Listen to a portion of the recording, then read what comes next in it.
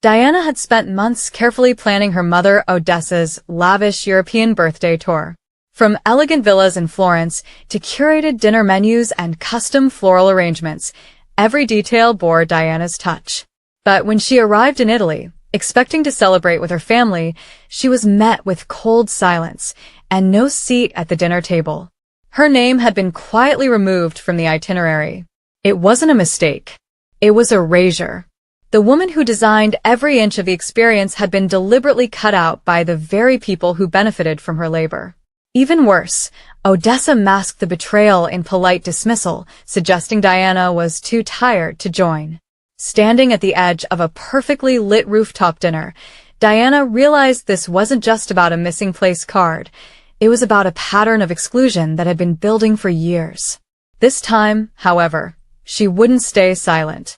This time, she would take back her power, starting with the tour she built. Diana woke up the next morning in a room she had once considered a gift to herself, a suite at the Grand Palazzo, curated in every inch by her own team, paid for with years of hard-earned credibility and excellence in the event industry. The high ceilings, the velvet drapes, the view of the Arno River glowing beneath the Tuscan sun, none of it brought peace. Instead, it felt sterile, performative. She wrapped herself in the plush robe provided by the hotel and stared out from the balcony, watching early tourists sip espresso across the street. Her heart ached, not from the rejection itself, but from the precision with which it was delivered. She wasn't just overlooked. She was removed, rewritten, erased. And the worst part was how practiced it felt, like they had done this before, many times, in smaller ways that she had ignored because it hurt too much to name. She pulled up the itinerary again. Every confirmation email, every venue deposit, every dinner reservation had her company's name tied to it. She didn't need to imagine how this trip would have fallen apart without her, because she had built it. Yet here she was, watching it unfold like a production she was never cast in. She could still hear her mother's voice from the night before, that cruelly soft tone saying, "Maybe you're tired, sweetheart." Tired? Tired would have been easier. Tired would have been forgivable. This was something else. This was calculated. Around noon, a thin cream-colored envelope slid under her door. Inside was the formal press itinerary, printed on luxurious cardstock with gold trim. She hadn't requested it, but someone had thought to include her in the distribution, if only to drive the knife a little deeper. She flipped through the schedule. Interviews, gala walkthroughs, media dinners. Vivian's name was listed twice. Hers wasn't there at all. Not even as an event producer. Not even in the acknowledgments. She was supposed to disappear, politely, without disruption. She called Marco, her publicist, to confirm what she already feared. Odessa had told him Diana didn't want to be involved in the press, that she had requested to be left behind the scenes. Overwhelmed, she said. That word again. First she was tired. Now she was overwhelmed.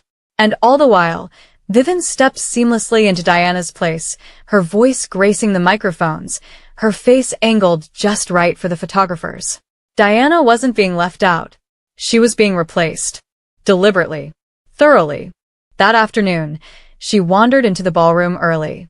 Chandeliers were being cleaned, seating was being arranged, lighting crews fussed over color temperatures. It was her kind of chaos, controlled, elegant, with the scent of fresh polish in the air.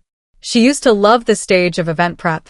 Now, it felt like watching someone else live your life. Marco caught her eye and nodded toward the AV team. "Want to preview the tribute reel?" he asked. She said yes, but her stomach clenched. The tribute began with Super 8 home videos. Old family footage she hadn't seen in years. There she was, age 6, clinging to her mother's dress. There she was again at a family event, on a pony at a recital. Her breath caught. And then, suddenly, she disappeared. From that point on, it was all Odessa and Vivian. Laughing, working, traveling. Every frame crafted like a campaign ad for the future of the Halden brand. A brand Diana had helped build. She asked to see the slideshow, cue sheet. The tech handed her a laminated list. Segment 1. Odessa's early years. Segment 2. Odessa and her protégé.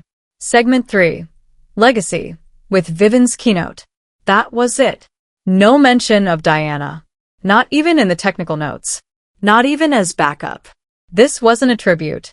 It was a transfer of power. And she wasn't even invited to watch. She took photos of the sheet and left the ballroom quietly. Back in her suite, she uploaded the files to a protected archive. Not for revenge. For record-keeping. For memory. For when someone eventually asked, "Are you sure you weren't just forgotten?" Because she had proof now.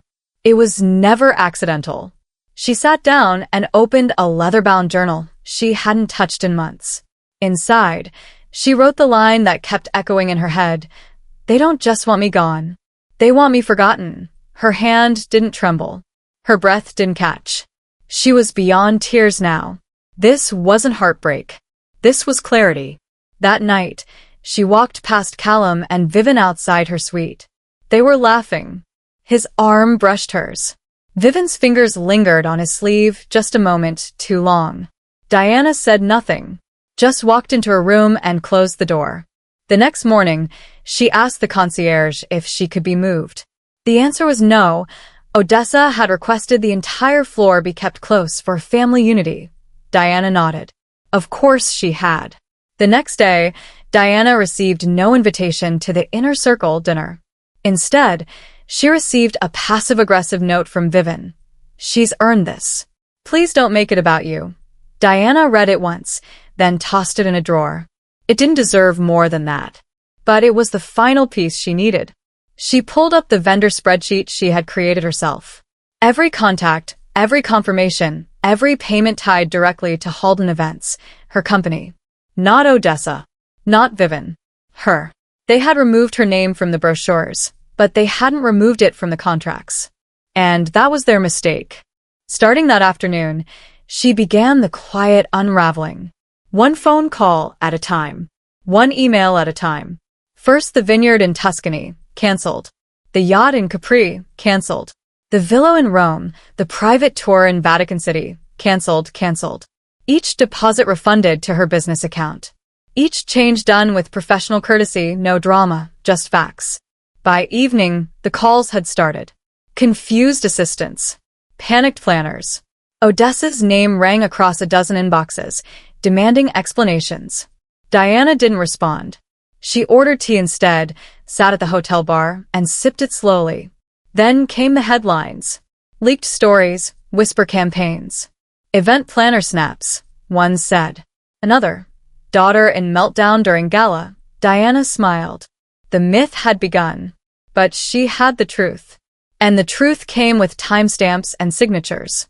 She met with a journalist she trusted. Laid out the evidence. Didn't ask for vengeance. Just clarity. Just the truth. Louder than the story Odessa tried to sell.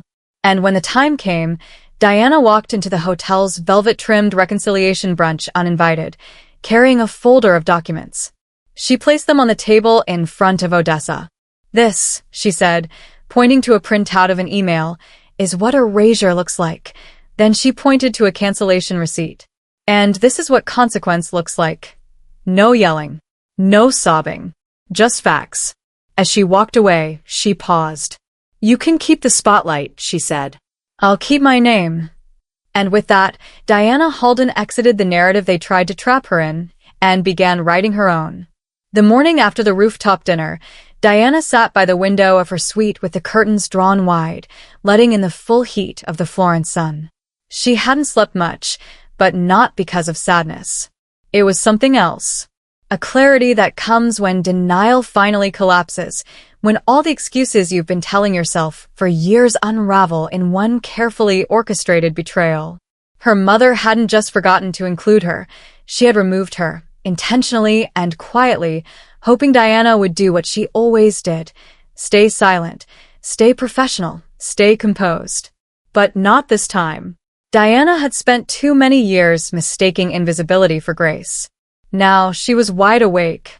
She poured herself a black coffee and opened her laptop. Her inbox was already piling up. Questions from florists, confirmations from hotel staff, last-minute adjustments from the photographers. Even after the cold dismissal at dinner, her team still saw her as the point of contact. Because she was. because none of this could have functioned without her. And that was the irony. They wanted her gone, but they still needed her to make it all work. They wanted the product of her labor, not the presence of her person. And Diana had decided she wasn't giving both anymore. She pulled up the event spreadsheet, the one she had built line by line for the last 4 months. Each vendor name, contract, and payment status was color-coded, cross-checked, and saved to both her Drive and a secure cloud account. Halden Events was listed on every invoice. Her signature had authorized every payment. Her credit lines backed the villa in Rome, the yacht in Capri, and the tribute dinner that Odessa had used to crown Vivian the heir to her brand. Diana wasn't just the planner. She was the infrastructure. She clicked into the contact list and began drafting polite, firm emails. First to the vineyard. Thank you for your excellent service, but our plans have changed. Second to the yacht charter. Unfortunately, we will no longer need the sunset cruise. She typed, she signed, she clicked send. One by one, the events began to unravel. Not with drama, but with precision. She didn't shout. She didn't make threats. She just quietly turned off the lights. By midday, the call started. 1 assistant. Then 2. Then her mother's personal manager. Hi Diana, just a quick question. Did we lose the villa in Rome? Diana responded with calm professionalism. No, you didn't lose it. I canceled it. Confusion turned to panic on the other end of the line. But the deposit, refunded, Diana said, and ended the call. She hadn't told anyone what she was doing. Not even Marco. Not yet. She needed a few more pieces in place before she allowed the story to spread. She needed the final nail, the thing that would make it clear she wasn't just reacting. She was making a decision. That evening, she returned to the hotel bar. Not to drink, but to center herself. The mint tea steamed in front of her, grounding and bitter.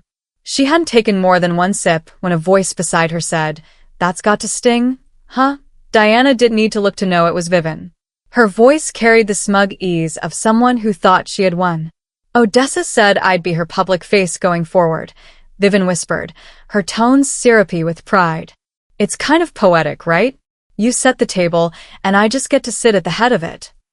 Diana didn't blink, didn't flinch.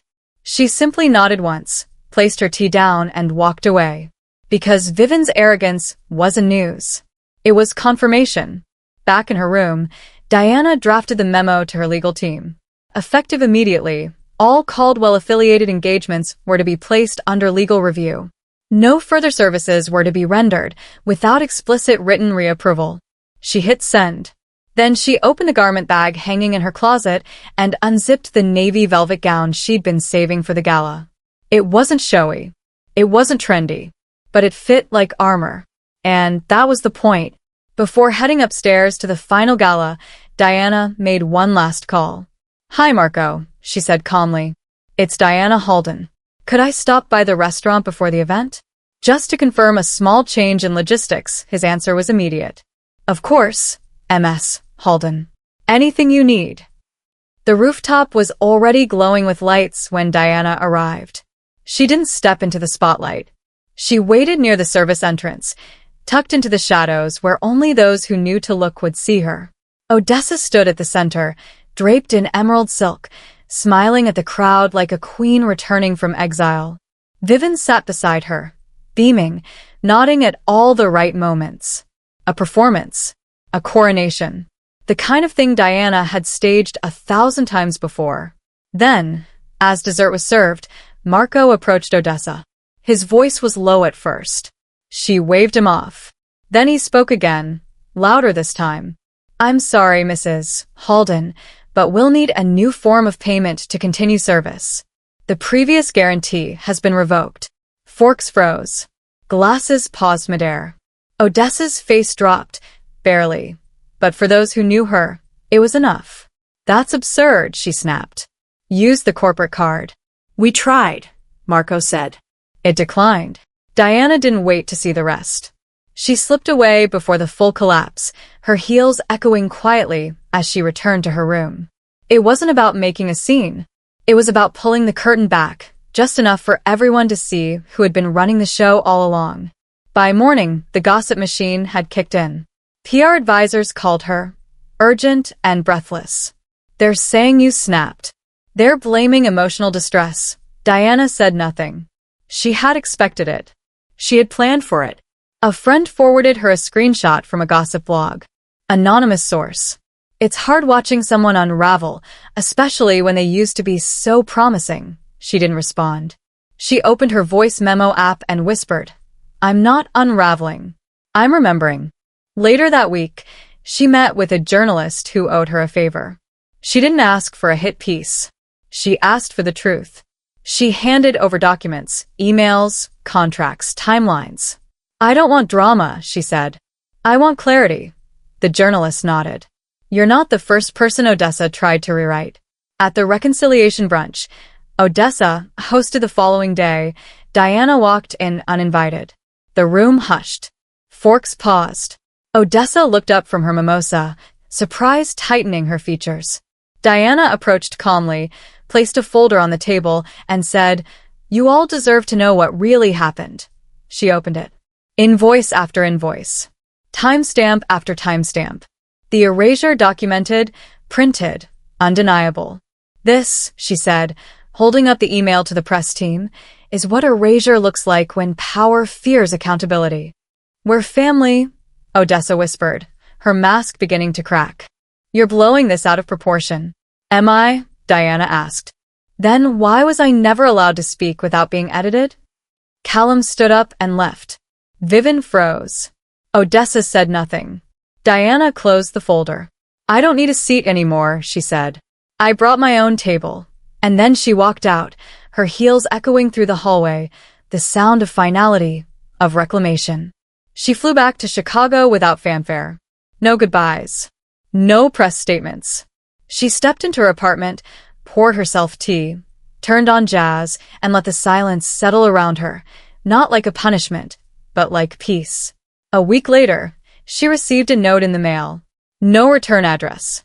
Inside, a single line, "You're stronger than I gave you credit for." No signature. But she knew it was from Odessa. She didn't frame it, didn't respond. She slipped it into the back of her journal, where she kept the unfinished things. 6 months passed. She was back to doing what she loved, designing moments, creating beauty, building stories that made people feel seen. At a wedding in Positano, a junior planner leaned over and whispered, "You're the woman who walked away from Florence, right?" Diana smiled, didn't answer. Because some names you earn, and some names you reclaim.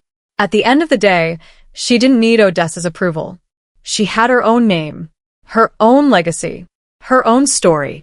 And this time, no one else was holding the pen.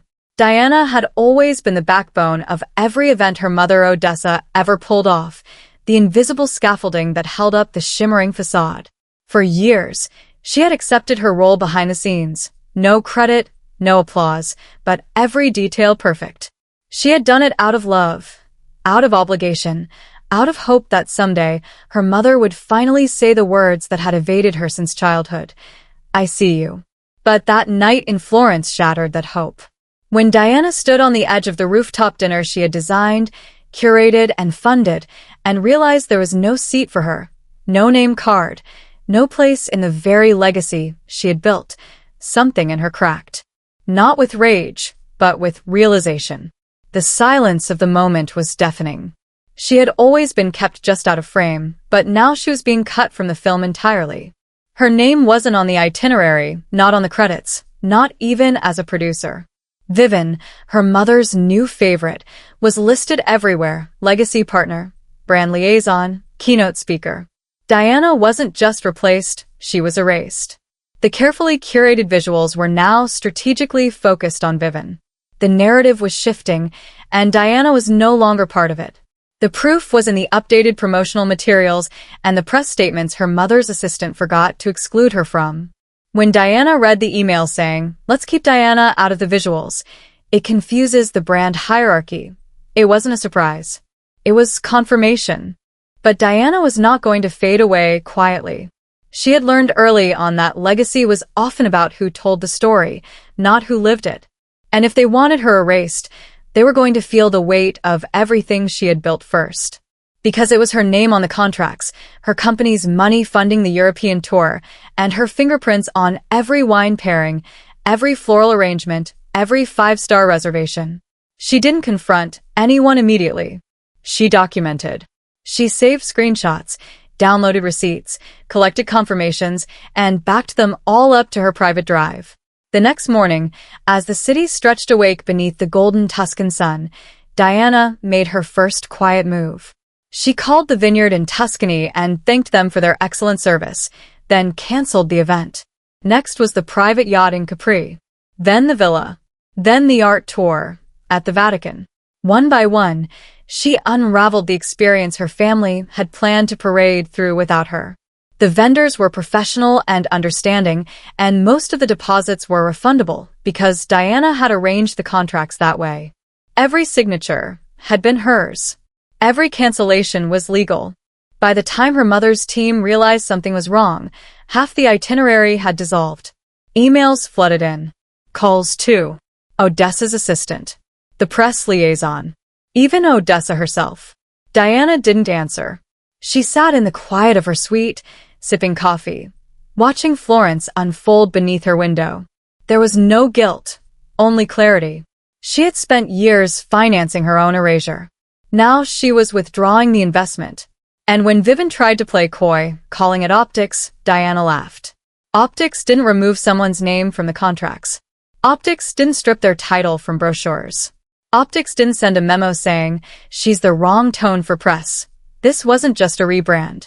It was a betrayal. And it wasn't the first time. When Diana was 8, Odessa had taken her recital part and given it to another child, saying Diana was strong enough to handle disappointment. When she landed a cover story in a major event magazine at 26, Odessa never opened the framed copy Diana mailed her. She found it years later in a storage unit, still in the packaging, labeled miscellaneous. All those small moments had prepared her for this one.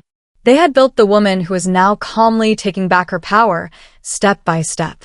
That evening, Diana dressed in the navy velvet gown she'd brought for the gala. It wasn't loud. It wasn't meant to impress.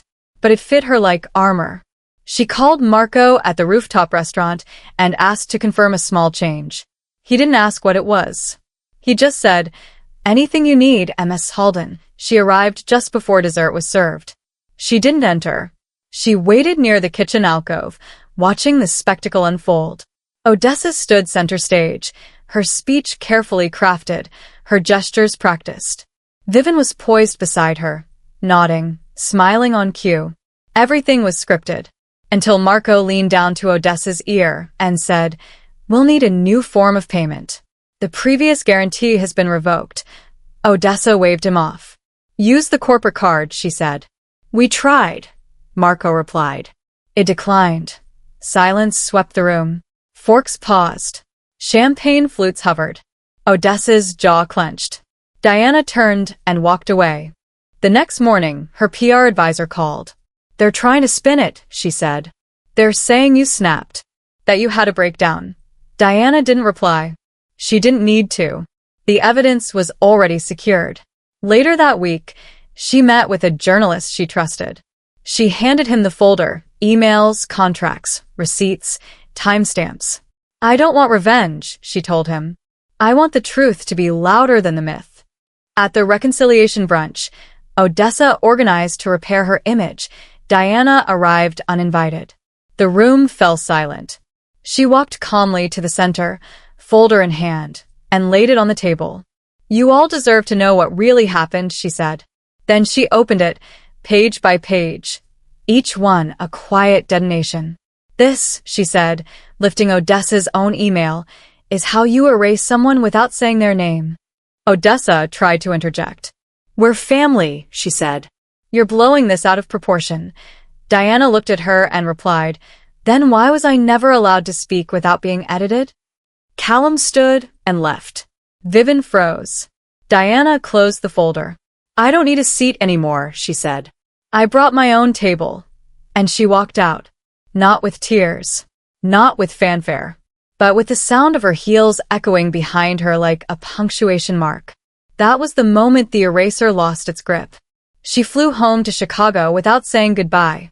No one walked her to the car. No one followed. She sat by the plane window and watched Florence shrink beneath her, rooftops and towers receding like a memory that had finally stopped hurting. When she landed, she didn't unpack. She made tea, turned on music, and breathed. Days later, vendors began reaching out. Odessa's team isn't answering emails, one wrote. We were told you weren't involved anymore, but that doesn't seem correct. Another message read, we're hesitant to guarantee her events. Too much drama, too little honor. Diana archived the emails. She didn't need to reply. Her silence was the answer. Then came the envelope. Handwritten. No return address. Inside, a note. You are stronger than I gave you credit for. No signature. No apology. But it was from Odessa. Diana didn't frame it. Didn't burn it. She tucked it into the back of her journal, where unfinished things go. 6 months passed. She was in Positano, planning a celebrity's wedding. A young intern whispered, You're the woman who walked away from Florence, right? Diana smiled. Didn't answer. Because some names you earn, and some names you reclaim. That night, she opened her journal.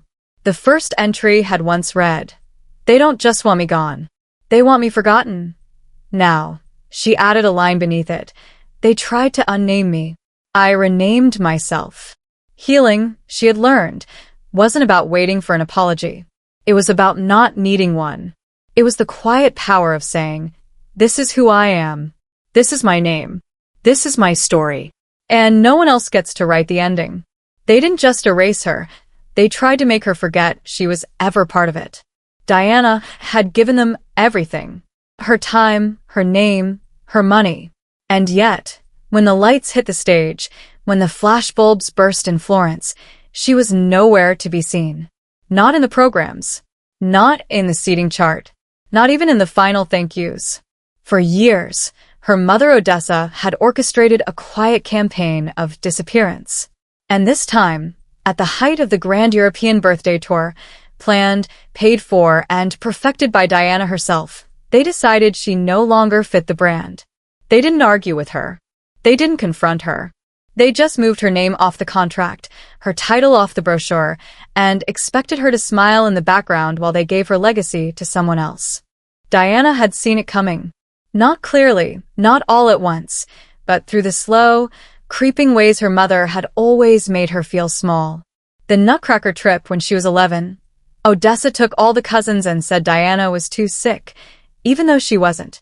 The wedding where the photographer took more photos of Odessa than Diana herself.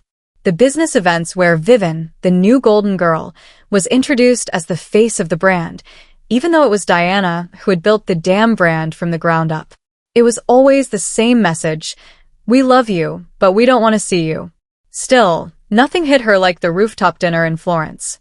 She walked in alone, expecting to find her seat among her family, her mother, her ex-husband Callum, his new arm Candy Vivian, and instead found no name card, no recognition, no place. Just a soft, fake smile from Odessa and a carefully delivered line. Maybe you're tired, sweetheart. Maybe you don't have to stay the whole dinner.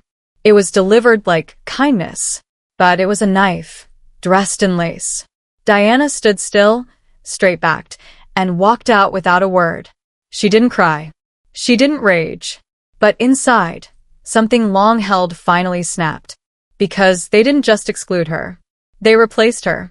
Vivian was everywhere, her name in the gala program, her face on the press visuals, her role expanded as brand liaison, event speaker, legacy partner. Diana's publicist had been told she was overwhelmed. The press had been told she preferred to be behind the scenes. And worst of all, Diana had been CC'd on the email chain by accident. She saw it in black and white. Let's keep Diana out of the visuals. It confuses the brand hierarchy. Vivian is the right tone. That night, Diana returned to her suite and pulled out her old journal. On a blank page, she wrote, They don't just want me gone. They want me forgotten. Then she closed the book and began collecting proof. Vendor receipts, signed contracts, itinerary spreadsheets, confirmation emails. Everything that tied Halden Events, her company, to every experience Odessa and Vivian were flaunting as their own. Because if they were going to pretend she didn't exist, she was going to remind them who made it all possible. It wasn't revenge. It was clarity. And clarity led to precision. The next morning, Diana started making calls. The Tuscan vineyard, cancelled. The private yacht cruise, refunded. The villa, released. The Vatican art tour, withdrawn. One by one, she pulled the strings. Not out of spite, out of truth. Every detail, every reservation, every luxury touch had her signature on it. Her mother could try to rebrand her out of the spotlight, but she couldn't erase the financial backbone of the entire operation. Because it wasn't Odessa's money. It wasn't Vivian's planning. It was all Diana. By evening, the panic had started. Emails. Missed calls. Odessa's team scrambling to explain the sudden cancellations. Vivian left confused. Odessa left exposed. Diana let them sweat. She walked into the bar that night, ordered tea, and felt something she hadn't felt in years. Power that didn't depend on anyone's approval. Vivian approached her, tipsy and smug. "You set the table," she whispered, "and I get to sit at the head of it." Diana didn't respond. Because that wasn't power. That was illusion. And illusions always crack under real pressure. Days later, a headline hit a blog. Event planner has emotional outburst, disrupts mother's gala. Anonymous quotes started surfacing. She was always a little fragile, hard to work with, used to be promising. Diana didn't react. Not at first. But when a friend forwarded her the headline, she opened her voice memo app and recorded. "My name is Diana Halden. And I'm not unraveling. I'm remembering." Then she met with a journalist. Not for drama. Not to scorch the earth. Just to tell the truth. She handed over the folder, contracts, receipts, time-stamped emails, and said, "I don't want revenge. I want the facts to speak louder than the myth." He nodded. He understood. Odessa tried to do damage control. She threw a brunch. Invited select guests, press, family. Curated it like peace. But Diana showed up uninvited. Folder in hand. Walked up to the center table. Odessa smiled. Tense. "Diana, this isn't the time." Diana said, "It never is. But now I'm done asking." Then she laid out the evidence. Every erased line. Every fraudulent edit. Every lie told in passive voice. She didn't scream. She didn't break down. She simply held up Odessa's email and said, "This is what erasure looks like when power fears accountability." And then, quietly, "And this is what consequence looks like when someone finally says no." Callum stood and left. Vivian went pale. Odessa said they were family. Diana said, "Then why was I never allowed to speak without being edited?" She walked out after that. Heels echoing.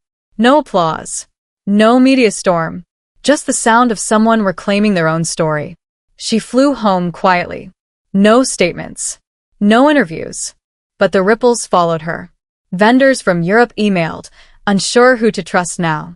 Her mother's events became harder to book. Vivian stepped away from the brand. No public fallout, just silence. And then came the envelope. No return address. One line, "You're stronger than I gave you credit for," and signed. But it didn't need a name. Diana tucked it in the back of her journal. Not to cherish. Just to remember. 6 months later, she was in Positano, finalizing florals for a wedding. Someone recognized her. "You're the one who walked away from Florence, right?" She smiled. Didn't answer. Didn't need to. Because the name they whispered wasn't Odessa. It wasn't Vivian. It was Diana. And that was enough. Because healing wasn't about apology. It was about not needing one. About letting go of the version of you that begged for a seat at someone else's table. And finally building your own. This story reminds us that silence in the face of erasure is not grace. It's slow self-destruction. Diana's journey reveals a powerful lesson. That loyalty should never cost you your identity, and family should not demand your invisibility in exchange for inclusion. She gave her best to build a legacy, only to be quietly replaced by people who confused proximity with power. But instead of collapsing, she chose herself. She reminded us that standing alone with integrity is far more powerful than sitting at a table built on manipulation. The real message here is this: you are allowed to walk away from places where you are not seen. You are allowed to reclaim your voice, even if it shakes. And you are allowed to start again, on your own terms.